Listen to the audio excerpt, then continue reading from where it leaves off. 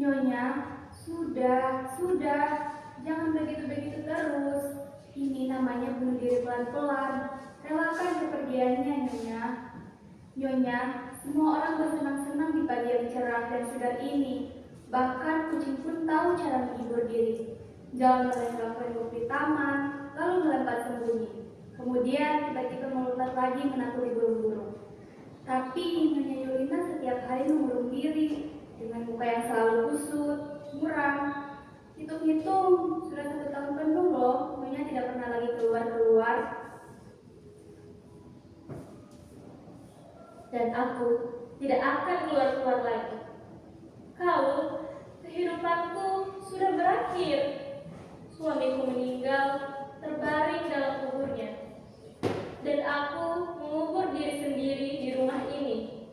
Kami berdua sama-sama sudah mati, mati. Nah, Nyonya kan mulai lagi. Saya jadi sedih mendengarnya. Memang Tuhan meninggal, tapi mau bagaimana lagi kalau dia memang harus meninggal? Itu kehendak Tuhan, Nyonya. Dan jadilah kehendaknya di surga dan di bumi. Nyonya sudah berkabung waktu Tuhan meninggal dulu. Sekarang duka citanya sudah cukup, Nyonya. Masa Nyonya mau nangis terus, murung terus seumur hidup? Saya juga pernah kehilangan suaminya. Ya, apa boleh buat? Saya menangis dan berkabung selama kurang lebih 1 bulan. Itu sudah cukup. Kalau saya terus meram-ram sepanjang hari, itu kan berlebihan namanya. Apalagi suami saya itu mukanya sudah cukup tua dan cukup jelek. Nyonya telah melupakan para tetangga begitu saja. Tidak pernah lagi mengunjungi mereka. Kalau mereka datang, Nyonya menolak, tidak mau menemui. Nyonya kan masih muda, cantik, sehat dan segar. Nyonya hanya perlu lebih merawat diri lagi. Dandan yang bagus, lalu keluarlah berjalan-jalan. Di luar sana banyaknya pria tampan dan terhormat yang pasti terpikat begitu mata mereka melihat Nyonya. Sungguh, saya jamin. Tapi ya, jangan tunggu sampai 10 tahun lagi. Anugerah yang bernama kecantikan dan kemudahan itu bukan sesuatu yang abadi. Nanti kalau putri sudah menggantung-gantung ke bawah atau melesat ke dalam, wah, sudah telat. Diam kau tidak boleh bicara seperti itu. Kau kan tahu bahwa sejak Niko suamiku meninggal, kehidupan tidak lagi ada artinya buatku. Aku sudah bersumpah untuk tidak akan berhenti berkabung, tidak akan lagi menikmati cuaca terang seumur hidupku. Dengar, semoga arwahnya tahu dan melihat betapa besar cintaku padanya. Aku tahu, bukan rahasia lagi bagimu, bahwa Niko sering kejam kepadaku, kasar, dan bahkan serong. Tetapi aku tahu, kesetiaanku padanya akan kubawa sampai alam kubur. Biarlah Niko menyaksikan besarnya kemampuanku untuk mencintainya dari alam seberang. Dia akan melihatku tetap sama seperti sebelum ia meninggal. Wah, daripada bicara yang serem-serem begitu, Nyonya lebih baik jalan-jalan saja di kebun belakang yang luas itu, bercanda dengan si Beo, si Mencol, menengok si Merah.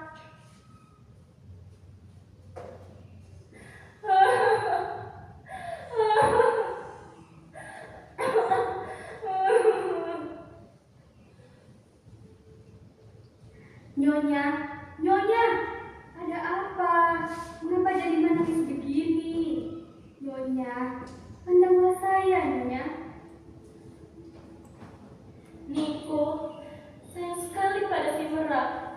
Setiap kali dia memandang Merak itu, wajahnya bercahaya, matanya berkilau jernih, bagaikan mata bocah. Kau, lipat duakan jatah makannya hari ini. Baik, Nyonya.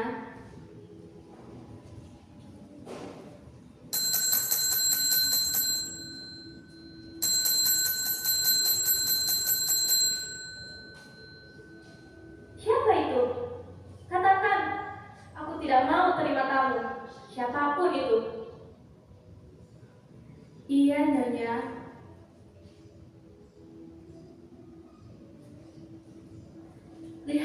denganmu. Lihatlah betapa aku bisa mencintai dan memaafkanmu. Cintaku hanya akan berakhir ketika hidupku di bumi ini berakhir.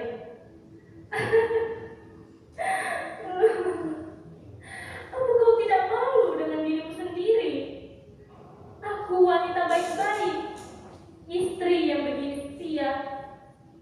Aku mengurung diri di rumah dan setia sampai mati. Sedangkan engkau, hai tua gendut, kau menyibuliku. Ada main di sana sini. Sementara aku, kau tinggalkan di rumah berminggu-minggu.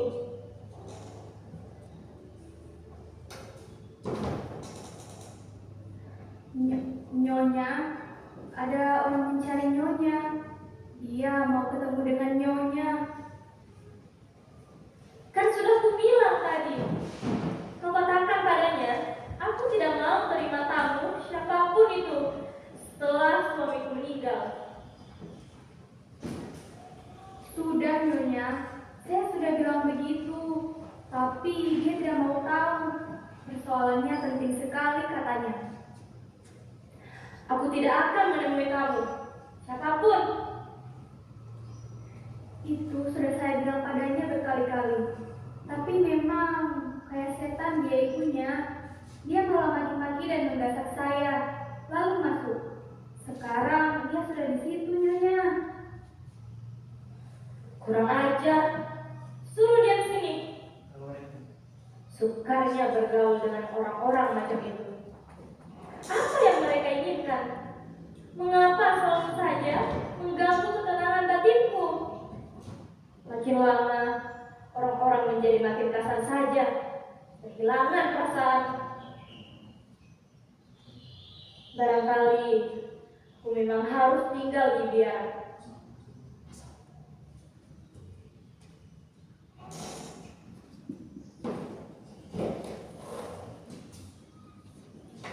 Manusia goblok, banyak cerewet, kerbau, kunjung tua. Nyonya, perkenankan saya memperkenalkan diri kepada Nyonya yang terhormat. Nama saya Andre, dan saya pernah jadi tentara. Saya terpaksa sedikit mengganggu Nyonya karena ada suatu urusan yang sangat penting. Ada apa? Semasa hidupnya, suami Nyonya yang merupakan kenalan baik saya mempunyai hutang 250.000 karena besok pagi saya harus membayar angsuran sekaligus. Dengan sangat terpaksa, saya mohon kepada Nyonya melunasi pinjaman itu hari ini. 250.000? Untuk apa suami saya meminjam uang sebanyak itu dari saudara? Ya, macam-macam. Yang jelas, dia sering membeli gandum dan beras dengan cara berhutang. Jadi, 250.000 itu adalah jumlah hutangnya kepada saya. Kalau Niko meminjam dari saudara, tentu saja saya akan memberikannya. Hanya saja, saya meminta maaf karena saat ini saya sedang tidak ada uang. Besok lusa, baru saya punya uang dari hasil penjualan hasil bumi.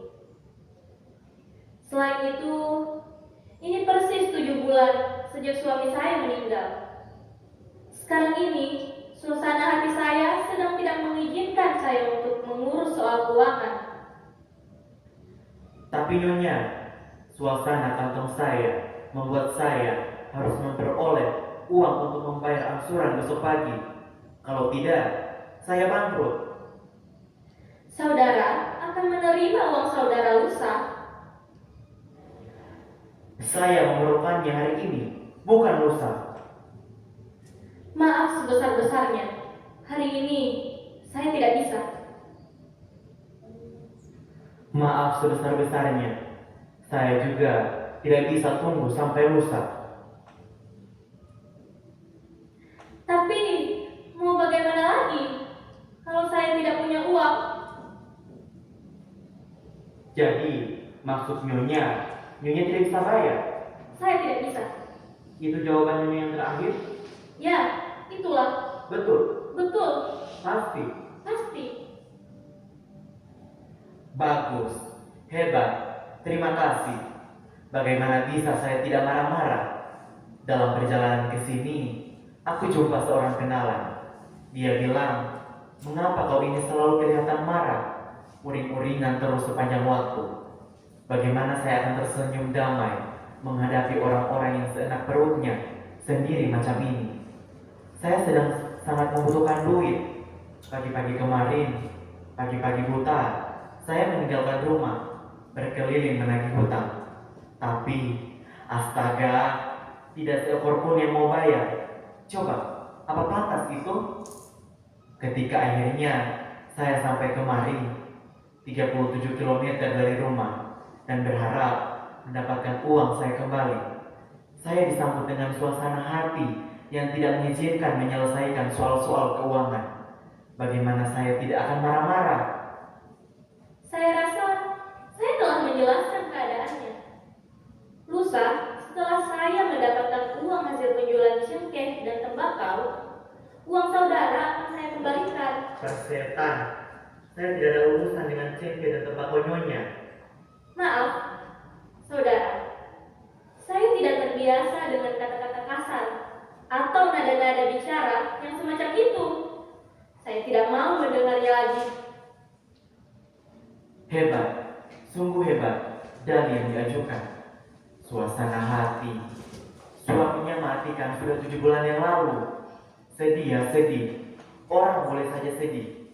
Tapi bagaimana dengan kepentinganku? Aku harus membayar angsuran. Besok 2 orang akan datang menagih. Nyonya, saya tahu suami Nyonya meninggal. Nyonya sedang berduka cita dan tembakau Nyonya belum dibayar. Tapi, coba katakan, lantas saya mesti bagaimana? Apa saya harus lari terbirit-birit kalau kedua orang penagih hutang itu datang? Aku menagih Herman, istrinya bilang, dia sedang pergi. Aku pindah menagih Yaros, ia sembunyi. Lucio malah mengajakku bertengkar, sampai hampir kulemparkan dia dari jendela. Blasius bilang, sudah sebulan sakit perut, dan yang satu ini sedang terserang suasana hati. Gila, tidak satupun yang mau membayar. Aku tahu sebabnya.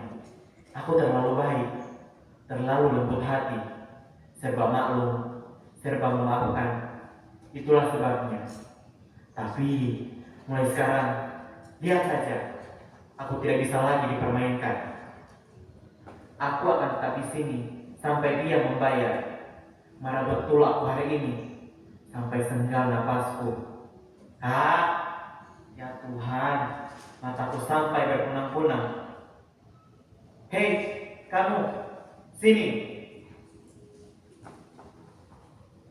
Ada apa, Tuan?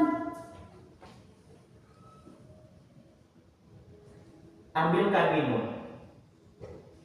Coba, di mana logikanya? Aku sangat kepepet, butuh uang dengan segera.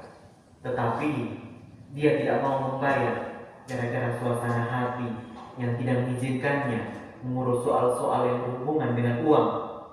Dasar logika perempuan. Cupet. Itulah mengapa aku tidak suka berembung dengan perempuan. Aduh, sekucur tubuhku gemetaran begitu aku melihat makhluk kritis semacam itu. Meski dari jauh, aku begitu menggelegak sampai kakiku kejang.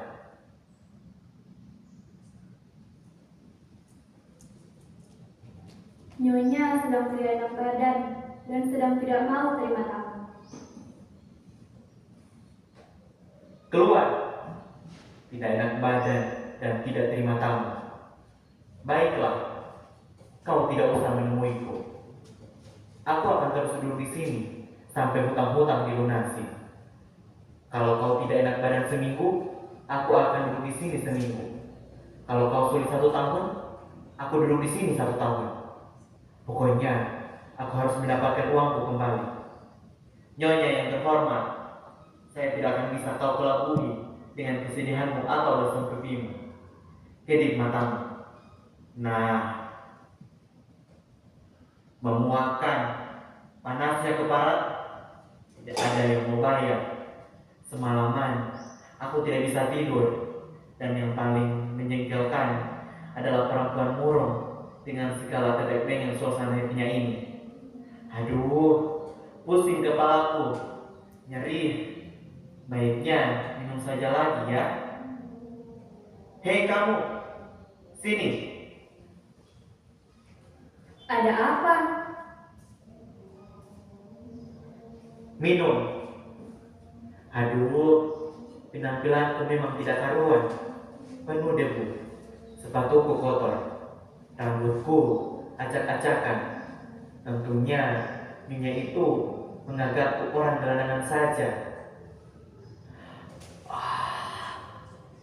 Memang tidak sopan masuk ke rumah ini dalam penampilanku yang begini. Hah? Peduli amat. Aku kan bukan tamu yang mau mengambil dia. Aku di sini sebagai penagih hutang, dan tidak ada aturan berpakaian bagi penagih hutang.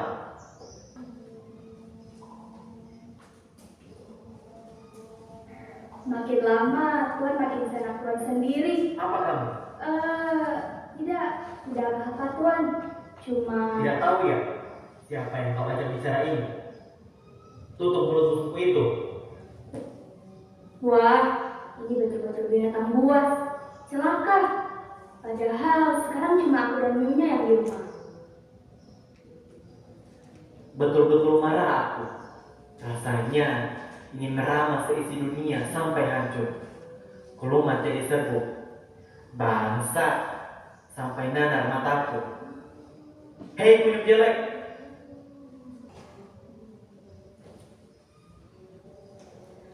Tuan, saya sungguh tidak terbiasa selama beberapa waktu ini mendengar suara manusia. Saya ingin hidup menyepi dan saya tidak tahan mendengar teriakan.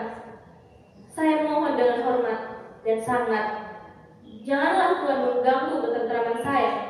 Bayar utang Nyonya dan saya segera pergi.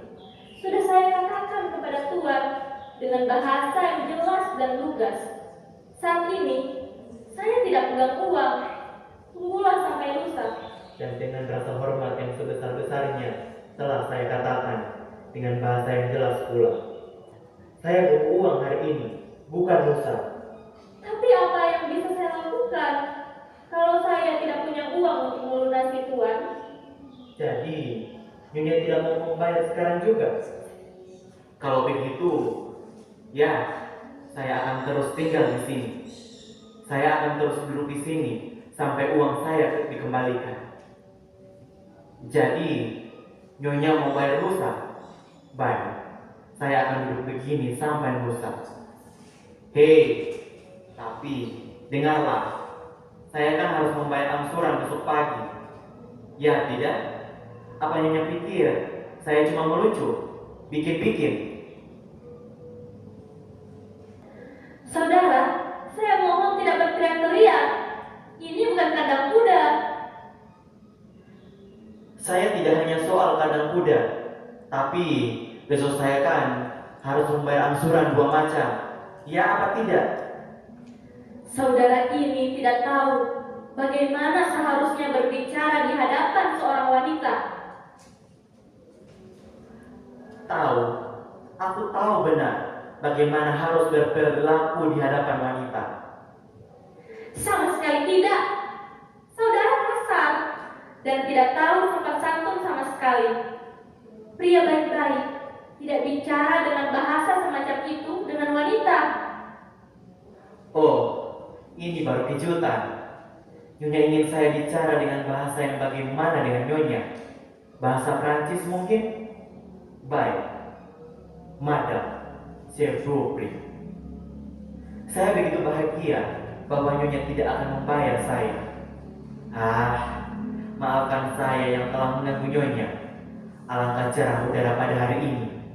Pakaian berkabut yang Nyonya kenakan itu sangat cocok dan pantas untuk Nyonya. Itu kasar, tolong, sama sekali tidak lucu. Itu kasar, tolol, sama sekali tidak lucu. Aku tidak tahu bagaimana menghadapi wanita, katanya. Dengar, aku banyak sekali mengenal wanita dengan segala likuk-likuk mereka. Banyak sekali, lebih banyak dari burung gereja yang Nyonya lihat sepanjang hidup. Sudah 3 kali aku berduel senjata gara-gara perempuan. 12 wanita aku tolak cintanya, dan cuma 9 orang yang menampik saya. Aku pernah tolol dan konyol, sentimental menghadapi wanita, merayu-rayu, melimpahkan sanjungan, membungkuk-bungkuk, merangkak-rangkak, melata-lata. Aku pernah tulus bercinta, menderita duka lara, berkeluh kesah pada rembulan. Aku pernah bercinta dengan penuh gairah asmara, dengan cinta birahi yang menghilang. Nanti dulu, jangan salah tangkap. Yang aku maksudkan bukanlah wanita yang ada di mukaku ini, tetapi semua wanita, semua, yang muda, yang tua, semua sama saja. Semua licik, semua munafik, penipu paling tengik. Walaupun, maaf, biasanya ininya payah, tumpul, tidak bisa logis.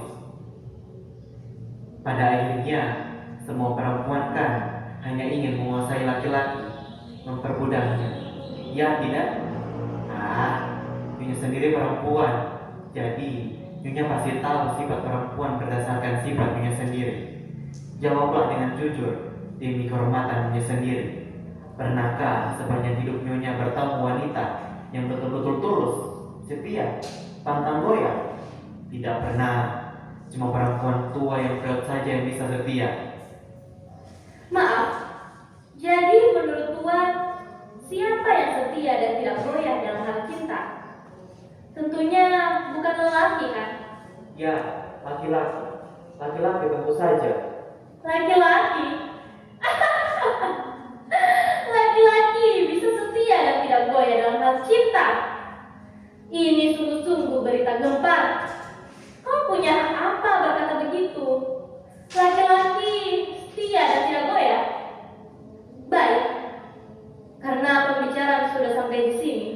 Sekarang kau boleh tahu. Di antara semua lelaki yang kukenal, suamiku adalah yang paling baik. Aku mencintai dia dengan seluruh hidupku.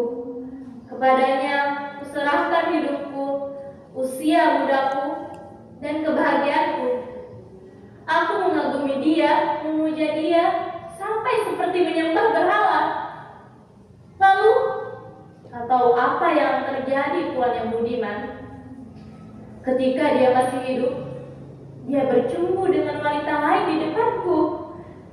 Dan jelas bahwa dia tidak pernah mencoba setia kepadaku. Dia boroskan uangku dan menertawakan perasaanku kepadanya. Meskipun dia begitu busuk, aku tetap mencintai dia, setia kepadanya. Sampai sekarang, meskipun dia sudah meninggal, aku tetap setia, tidak pernah menyeleweng. Kukuburkan diriku di rumah ini, di antara tembok-tembok itu buat selamanya.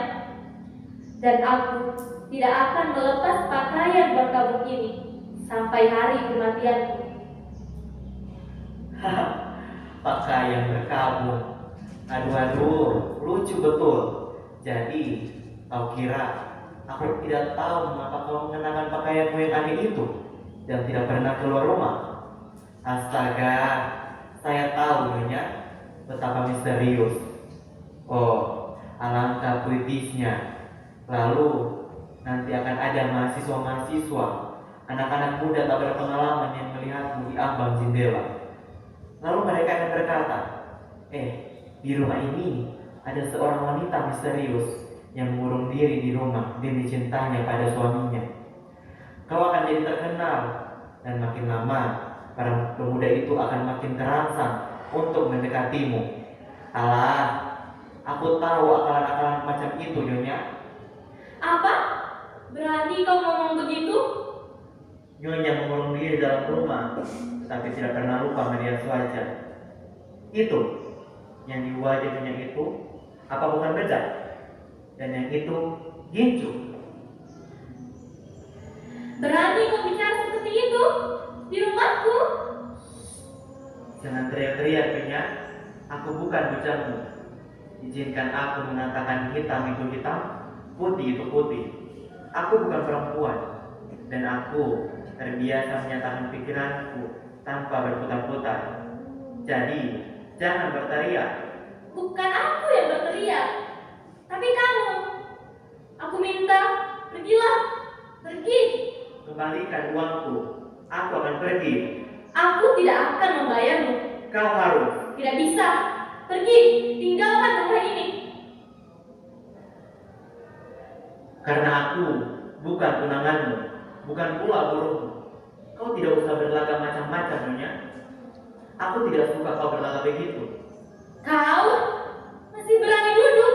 Berani? Ada apa? Aku minta saudara pergi. Kembalikan uang saya. Penasaran betul aku. Penasaran betul. Aku tidak mau bicara dengan orang tidak waras. Aku mohon, pergilah Tuan. Tidak mau pergi? Tidak. Tidak? Tidak. Baik. Kau, antarkan Tuan ini keluar.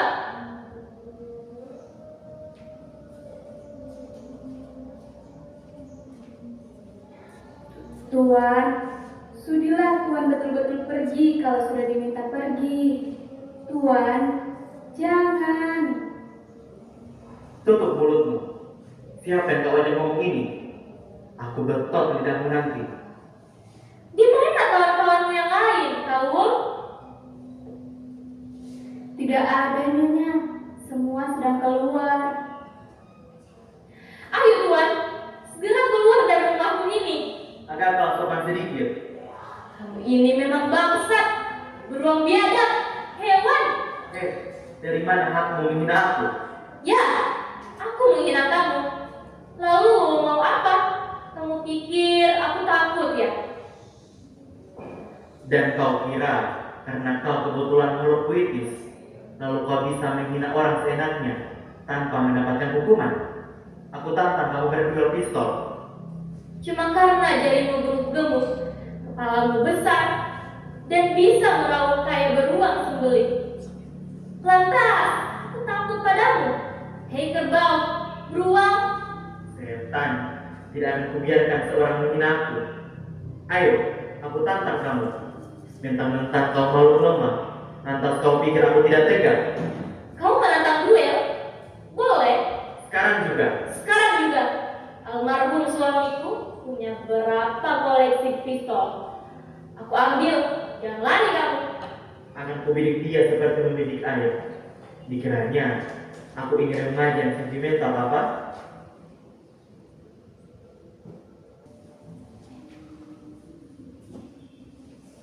Oh Tuan, jangan Tuan. Kasihanilah saya, orang tua ini. Pergilah segera Tuan. Tadi Tuan membentak saya sampai jantung saya copot. Sekarang Tuan malah mau berduel pistol. Ya, duel antara laki-laki dan wanita.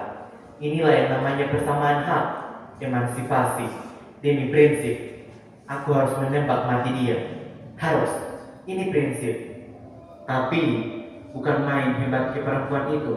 Wajahnya menyala-nyala, matanya berkilat-kilat. Dia meladani tantanganku. Gila, aku belum pernah kenal perempuan macam begini seumur hidup. Tuan, pergilah Tuan. Aku mohon. Aku akan mendoakan Tuan. Aku janji. Ini wanita sejati, wanita idaman. Bukan modelnya perempuan-perempuan lemah yang merengek-rengek, mendesak, dan melenggu-lenggu. Sungguh sayang, aku terpaksa membunuhnya. Oh Tuan, pergilah. Pergi. Aku senang padanya, itu jelas. Perempuan terpesona. Astaga, Tuhan, minta ampun. Bagaimana ini? Aduh, ngeri aku. Nah, ini pistolnya. Tapi sebelum kita mulai, tolong jelaskan pada saya bagaimana cara menggunakannya. Baru pertama Begini, ada bermacam-macam pistol. Ada yang khusus dibikin untuk duel, misalnya yang bikinan Mortimer. Kalau ini sungguh-sungguh pistol bagis, mahal. Begini cara menggenggamnya. Aduh, matanya. Ya Tuhan, matanya. Begini. Betul. Kemudian, angkat bagian ini. Ya, lalu mulailah membidik sasaran. Ya, begitu. Kepalamu ditegakkan sedikit. Itu dengan nyonya yang harus direnggakan penuh. Nah, begini. Lalu jari yang ini nyangkol dan menekan di sini. Ya, tapi aturan yang terpenting adalah jangan tegang, jangan terburu-buru. Nyonya harus menguasai seluruh tangan agar tidak gemetar. Beres. Kurang enak menembak-nembak di dalam rumah. Mari ke halaman belakang. Baiklah, cuma perlu kuingatkan bahwa aku nanti akan menembak ke udara. Lantas, mengapa begitu? Sebab, itu urusanku. Oh, jadi Tuhan tidak tega ya? Apa Tuhan takut? Jangan, contohlah aku. Aku tidak akan berkedip sampai peluruku melubangi jidatmu. Jidat yang sangat aku benci itu. Jadi, kau takut? Ya, aku takut. Kita batalkan saja. Omong kosong. Mengapa kau batalkan? Sebab aku jatuh hati padamu. Dia jatuh hati padaku. Berani-beraninya dia bilang begitu. Pergi dari sini. Dengar, kau masih marah Nyonya? Nama saya Grego. Saya juga marah besar. Tapi bagaimana aku menjelaskannya? Soalnya terus terang saja. Begini, bagaimanapun juga, apakah saya salah mengatakan hal ini padamu? Sialan, aku jatuh hati. Mengerti? Malah hampir jatuh cinta. Jangan mendekat. Benci aku. Ya Tuhan, hebatnya wanita ini. Sepanjang hidup, baru sekarang ketemu yang sedahsyat ini.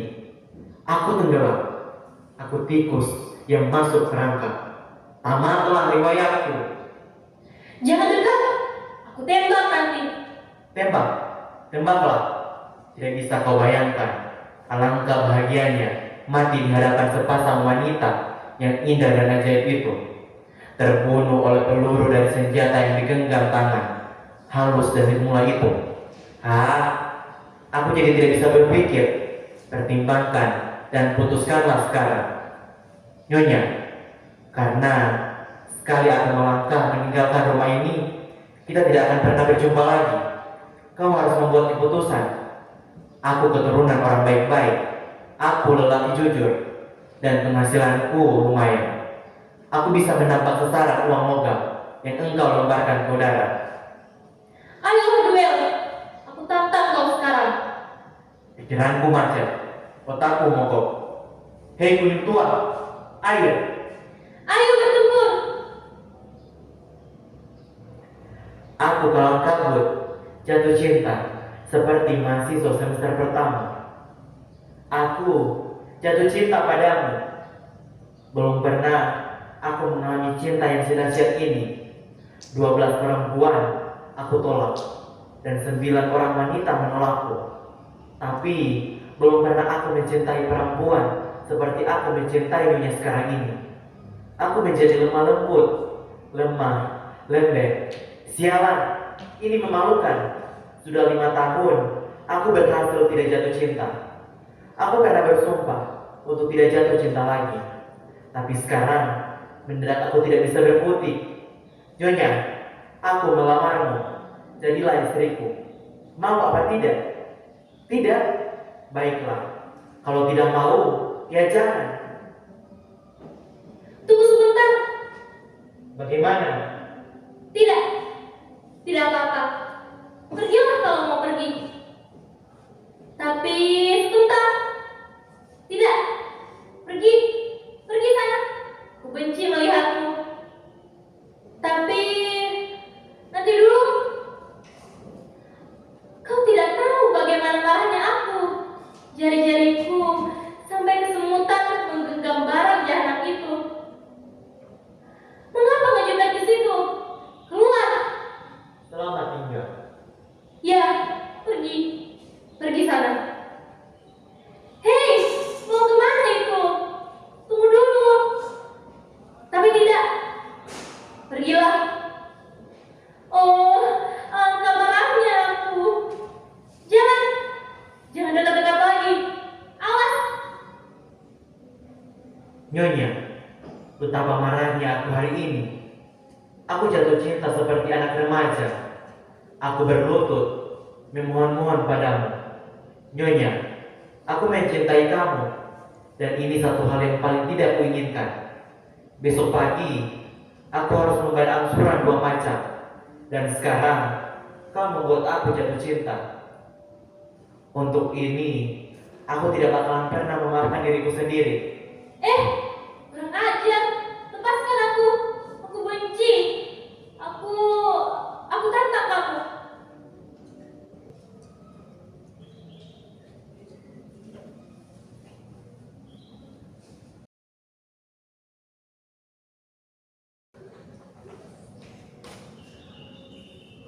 Ya Tuhan.